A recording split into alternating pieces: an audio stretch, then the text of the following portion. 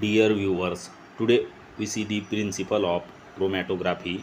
The main principle of chromatography is that different substances interact differently with the stationary and mobile phases, and this difference in the interaction separates the compounds.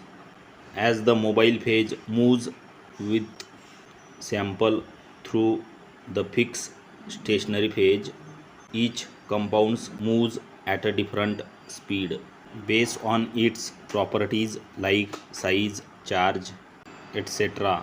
The separated components are represented as peaks on a chromatogram and identified by its retention time, which is the time compounds take to move through the system. If you are new on the channel, please do subscribe and share with your friends.